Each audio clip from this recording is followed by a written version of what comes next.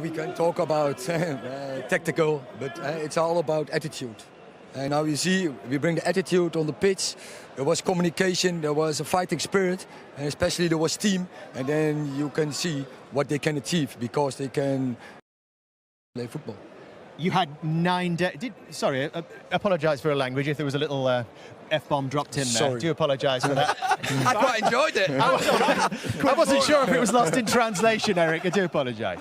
Now that can't be a one-off. That's the standard that they've now set, that we've all seen it.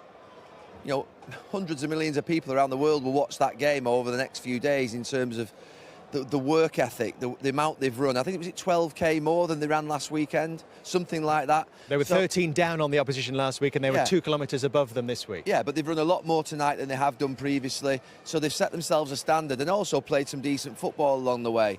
And I have to say that tonight also it demonstrated that Erik Ten Haag doesn't have to come here. I mean, obviously in certain games he will dominate possession, but he doesn't have to dominate possession in every single match. He can play on the counter-attack, which they've done tonight successfully.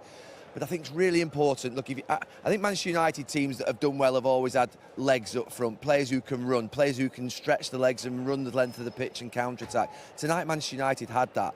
And they had a back four that were tenacious. The boy Melissa at left-back, I saw a little bit of it against Brentford.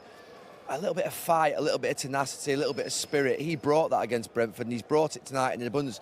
And everybody else then just gets a buzz off it. The crowd were cheering after 2 or 3 minutes because of tackles, not because of goals, not because of brilliant passes, because of tackles and effort. And that's probably a sad indictment of where Manchester United have been, but you've seen the response that they can get from this crowd. Obviously, it was a crowd that tonight could have gone moody. They were under great pressure, those Manchester United I think you players. felt at the start of the game, United were on a precipice, weren't they, here tonight? Honestly, could have gone either way. They were under massive pressure tonight, those Manchester United players. You know, it would have turned in here. It would have been awful if Liverpool go 1-2 up in that first 20 minutes.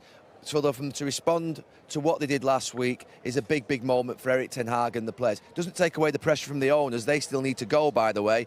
But the players and the manager and the coach, I think, have done a job tonight which shows that they're committed. They did bring that pressure on themselves. Let's not forget how bad they've been. It's not as if we were too harsh on them over the last few weeks. They've been abysmal. They deserve that criticism. But tonight, they've turned up for Man United and put in a performance. You go, yeah, listen, well done, but you got to get the balance right. The key is now to back it up over the weekend.